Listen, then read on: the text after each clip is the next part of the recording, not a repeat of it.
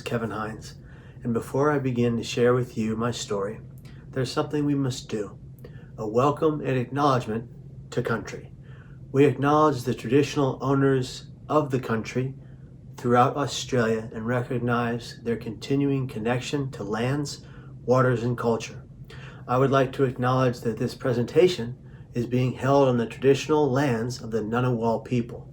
I'm honored to be speaking through to you who are in and on what is now known as Canberra, the beloved Australian capital.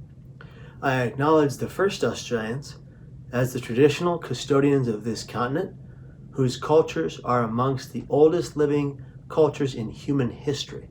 We pay our respects to their elders past and present and emerging of the community and extend our recognition to the descendants who are physically present with us in the room today. As well as know, Canberra is an ADF town, high rates of suicide amongst returning servicemen and women and individuals. We pray for our services across Australia and the families of those servicemen, women, and individuals, and ideation and issues with mental health that they're dealing with, what I call brain pain.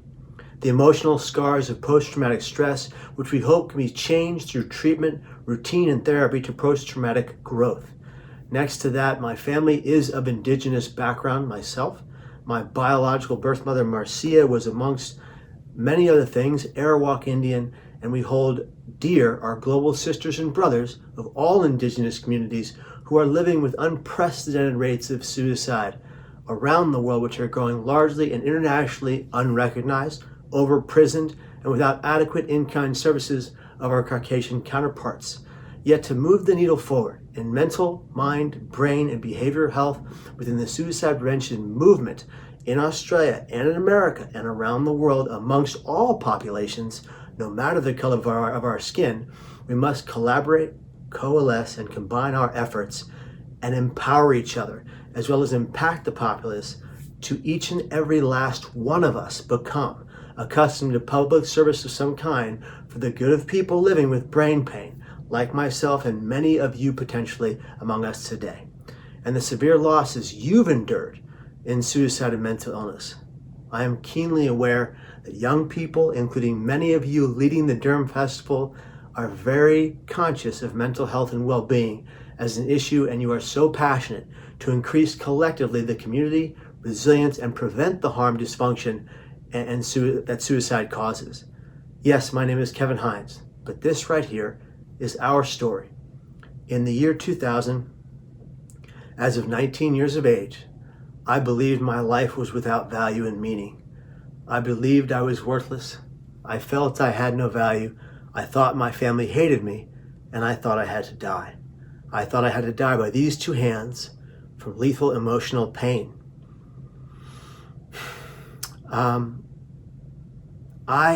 It was in such a place, a terrible place of darkness in my life. I had been dealing with auditory and visual hallucinations, seeing and hearing things that nobody else can see or hear. I had been dealing with severity of depression, and this dark cloud over my head, rain, hail, sleet, and snow seemed to be tumbling upon me simultaneously, and of course I felt I was the only one. I was having paranoid delusions, feeling like people were out to get me, trying to hurt me, and trying to kill me on a regular basis. I found myself without hope entirely, and I ended up on September 24th of the year 2000 writing a note to my mom and my dad and my brother and my sister and my best friend Jake Lewis. I wrote that note to my mom. Mom, I love you, but you're not always right. Dad, I love you, but stop bringing the office home. This isn't work. I wrote to my little brother Joseph, who wanted to be nothing more than the greatest DJ on the West Coast of America. He was making those mixed cassette tapes some of us still play, and he was very good at it. I said he'd be a household name DJ. I said to my sister, who wanted to make films, you'd be go do this, go get it, you got this. And I put that in the note. I put that note in my shoulder bag by the door. And the next morning, I went into my father's room to say goodbye. I ended up on the bus out to the Golden Gate Bridge, ready to die by my hands. believing that I had no value. But I was wrong. I had value. I was worthy. I did matter, and so do all of you. But I didn't know it back then. I couldn't see the forest, the trees.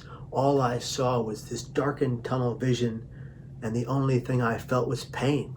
And I ask you, my friends in Australia, what is the one thing you want to happen when you find yourselves in excruciating physical pain? What do you want that pain to do? Some of us would say we want it to stop, end, or go away. That's physical pain. I argue that brain pain, as Joe Williams of Australia says, the enemy within, is 300,000 times greater than the worst pain we've ever experienced physically. And I believe that. And at 19, I got on a bus. I sat in the very back row in the middle seat, looking out upon what eventually was 100 people who boarded that bus. And I began to cry, feeling siloed and alone. I cried softly, and then moderately, and then waterfalls were flowing down my face. Mucus was dripping from my nose.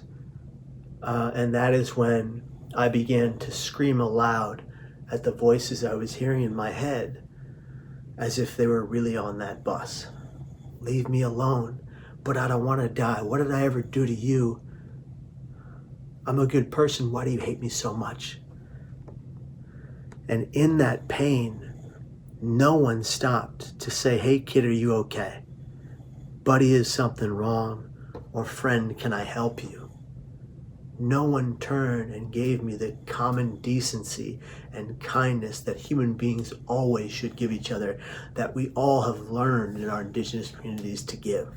The common courtesies, the love and kindness to our elders, the respect to generations past. And I couldn't see anything but pain. On that day, on September 25th, I was on that bridge, I was on that bus, and the bus gets to the Golden Gate Bridge parking lot. 100 people get off that bus. I'm hoping, wishing, and praying that one person will see my pain and say something kind. Instead, the only person to react aloud was the bus driver, who said, come on, kid, get off the bus, I gotta go. And I walked up to that man. I looked him right in his eyes as I'm looking at you through this screen. And he simply ushered me to get off the bus, pointing to the exit. Broken down, I got off that bus. I stepped down those 2 steps that felt like 2,000. I walked across the entire Golden Gate Bridge parking lot walkway. I walked for 2 miles across the Golden Gate Bridge and 2 miles back. I picked a particular light rail. I leaned over that rail and I cried my tears to the waters below. Once again, praying beyond all prayer, wishing beyond all wishes, and hoping beyond all hope that someone would say something kind. And yet again, approached by a woman to my left. She had blonde curly hair, and she approached with a smile. And I thought, here it is. Here is the person that is going to save my life. I don't have to die today. I don't have to die by my hands. I can live. She's going to save me. And instead, she said, will you take my picture? And took out a digital camera, handed it to me. Once again, disheveled and broken, I said, fine, I'll take the picture. I took her picture then 5 times she posed. 5 times. I handed her the camera and she walked away.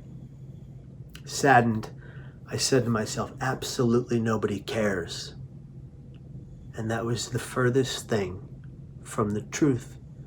Everybody cared. Every member of my family, every one of my friends, my acquaintances would have cared to rip me from that rail to safety because they cared, if they'd known where I was and what I was doing. I was in a world of pain, surrounded by a sea of people who loved me, and I had no idea that I was not alone. You are not alone. She walked away. I said, nobody cares. At that moment, A voice in my head, that auditory hallucination, shouted, "Jump now," and I did. I leapt off the rail, catapulting my hands into free fall. My legs cleared it at the moment my hands cleared that rail. At the millisecond that my body left the bridge and I was in the midst of free fall, I said to myself, "What have I just done? I don't want to die. God, please save me." I was falling 220 feet, 25 stories at 75 miles an hour in 4 seconds. And the millisecond my hands left that rail, it was an instantaneous regret from my actions. I immediately knew I just made the greatest mistake of my life, and it was too late. I fell 220 feet, 25 stories at 75 miles an hour in 4 seconds. In hitting that water, a vacuum sucked me under the water 70 feet beneath the water's surface. And that's when I opened my eyes, realizing I was alive.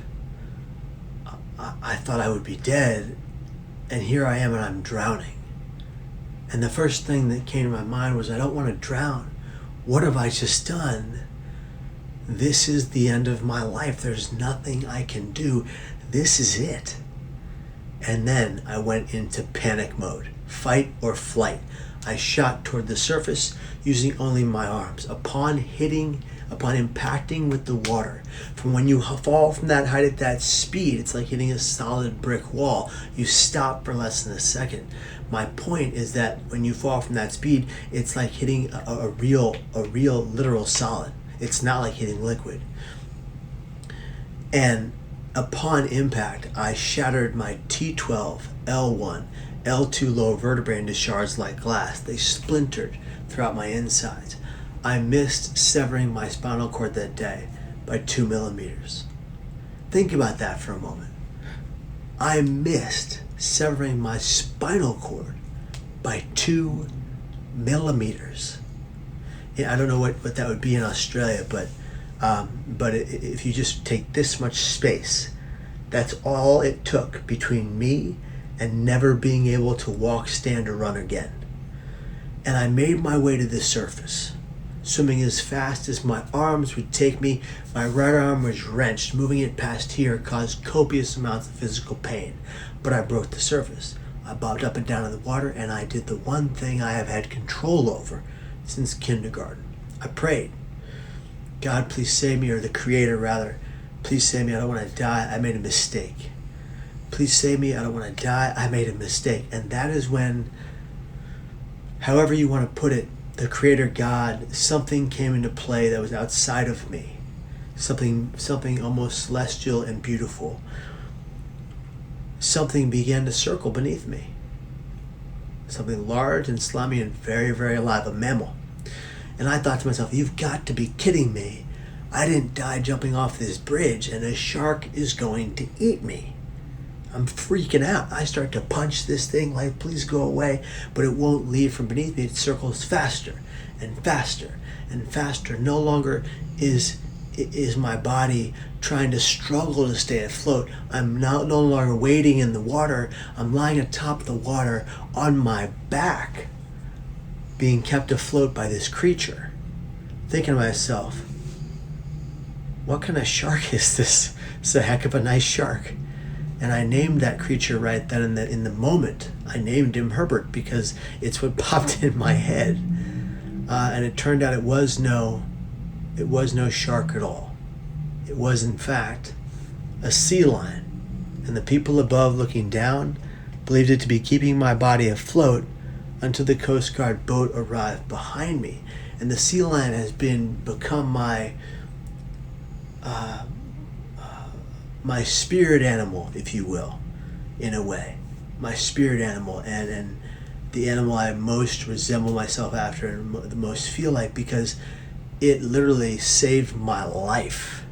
Had it not been there, had it not circled beneath me, had it not kept me above water, I would be dead right now. You would not be hearing this message at all. And that is something that is so outside of my realm of understanding, but it's beautiful. And over the course of history, over the course of time, many of you of indigenous background would know this. Over the course of time in humankind, animals have saved other humans and other animals over the course of time. We've seen it with pandas saving baby tigers. We've seen it with leopards saving humans, children. We've seen it all over the world in different ways. We've even seen dolphins saving humans from sharks.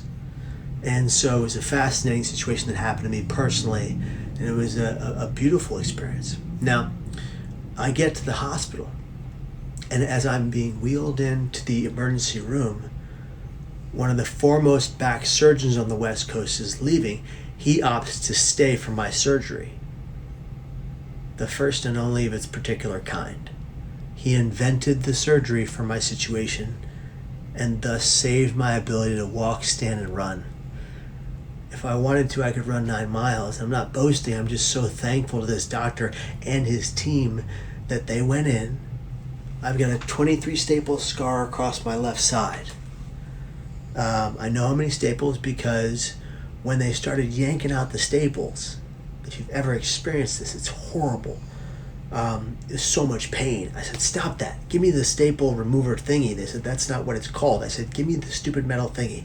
I took it and I removed staple number 2, 3, 4, 5, 6, 7, all the way to 23. Because I needed to. I needed to know what never, ever, ever, ever to do again. I needed to feel it with my own bare hand, that suicide was never my option, no matter the pain I was in, that I would survive any pain, survive any struggle, and I would never again let my pain defeat me. I would only let my pain build me. Kind of like that sea lion brought me to the top of the water.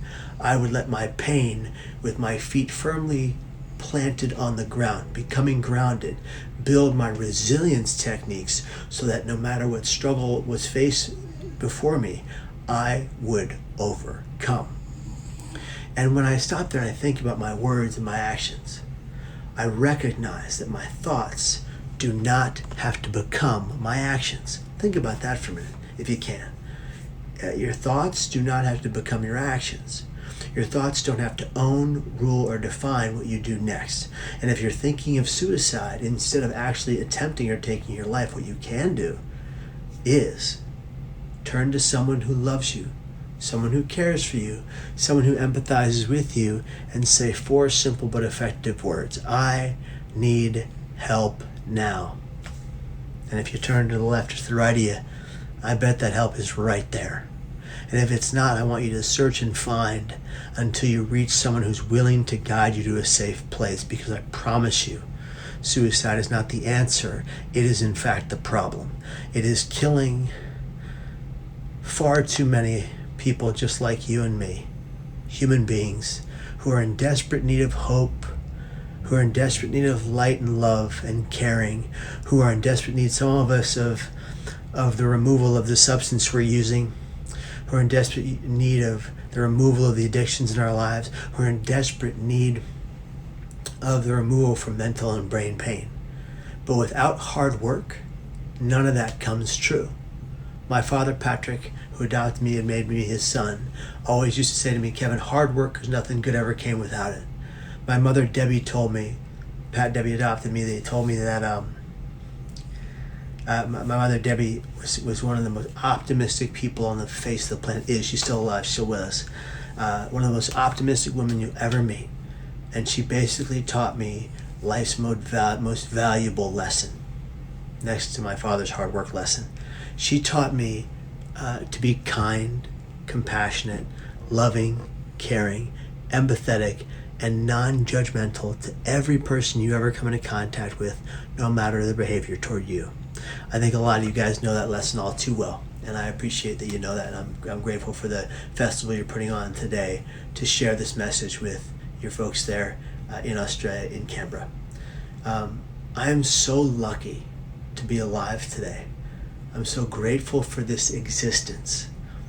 When you find yourself in a near-death experience like this, it does something to your mind and your body. You have immeasurable gratitude for everything you get to see, because you almost couldn't, every place you get to go because you almost didn't, and every single person you get the privilege to look into the eyes of because it almost never happened. And today, my friends, you are a gift to me, not the other way around. From the bottom of my heart, thank you for listening. I appreciate your open ears and minds. And I'll end with this. I'll end as I end every presentation I give. Yesterday is history. Tomorrow is a mystery. Today is a gift. That's why they call it the present. If you don't believe me, ask your friends who've seen the movie Kung Fu Panda, because Master Oogway from Kung Fu Panda said that, and talking turtles always know what's up. Yesterday is history. Tomorrow is a mystery. Today is our gift. Let us always cherish it, and always and forever cherish this day and every waking moment of this gorgeous gift we call life. From the bottom of my heart, thank you and take care. Bye.